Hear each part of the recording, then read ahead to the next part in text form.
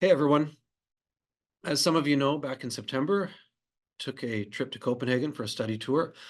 And while I was there in Europe, I figured I should make the most of my travels. And on my own time, I did a little side trip for a couple of days to the city of Vienna, Austria. And it was to learn a little bit about what they're doing for housing there. It's a very, very big conversation in Canada right now, probably the number one national conversation and right down to the local level around housing affordability and homelessness and so forth. Wanted to learn a bit while I'm there. Vienna's famous for, a few things.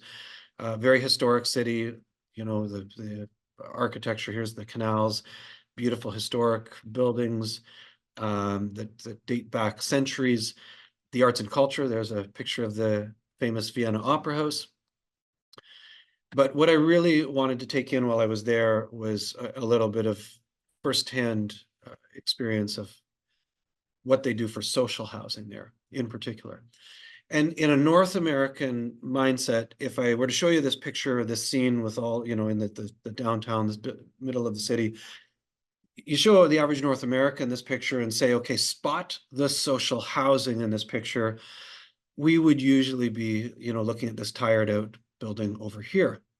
Well, in the Vienna context, it's actually this really sort of breathtaking, remarkable building to the left of it. Here's a picture from the front. This is the George Emmerlinghof. And really it jars with our sense of what social housing is, because in North America, we're so used to putting low income people into places that are really not giving any sense of pride of place. The buildings tend to be tired, run down, and people would not want to associate with the stigma of living in social housing. It's a very, very different perspective in Vienna. And here is the same place, but from the street level.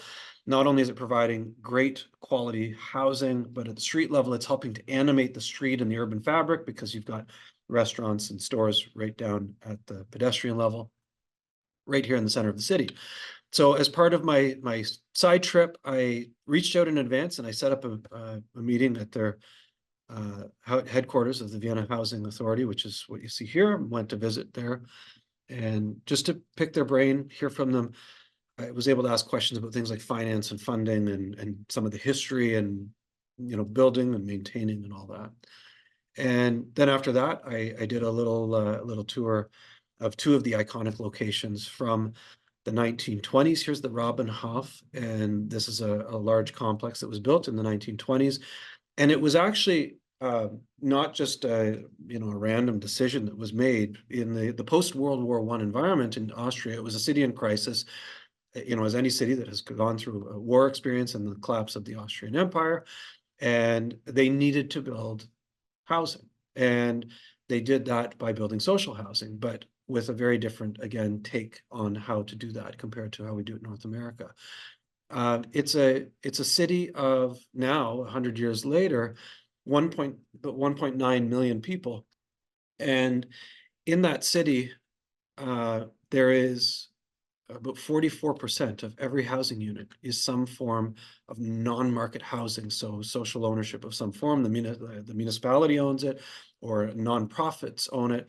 And even going back to the 1920s, you can see here in these pictures, there's this commitment to a vibrant space and neighborhood and community where there's open space, there's green space, there is there's these that little corner pub, the kindergarten, the playgrounds. There's also, you can see the bike storage in here.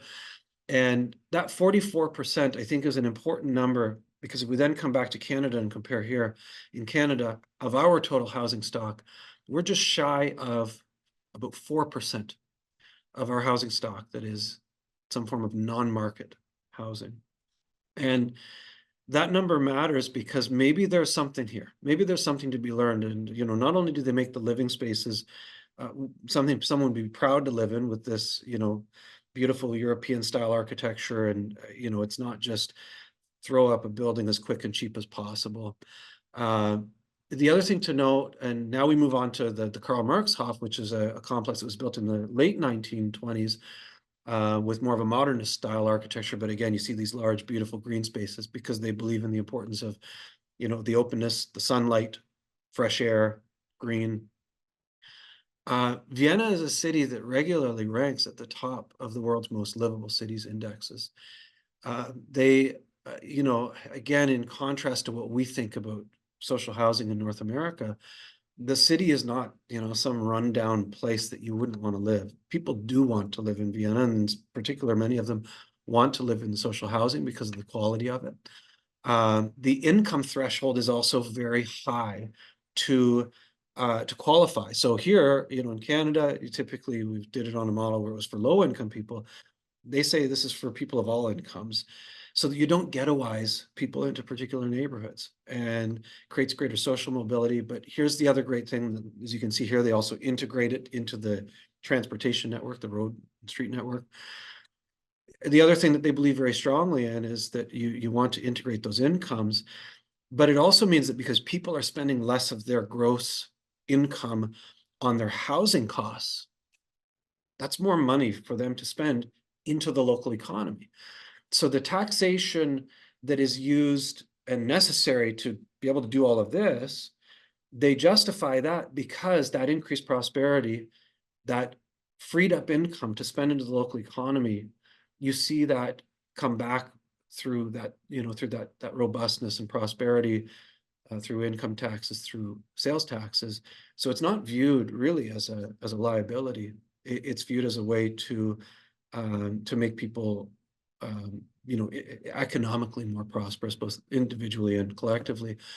I think that Canada has something to look at here. I'm a firm believer that there is no one solution to our housing crisis and our homelessness crisis in this country. And,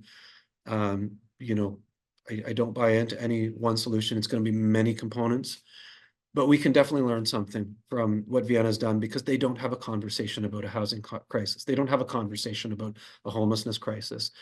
And there may be something here that we can learn from. Thanks for watching, and bye for now.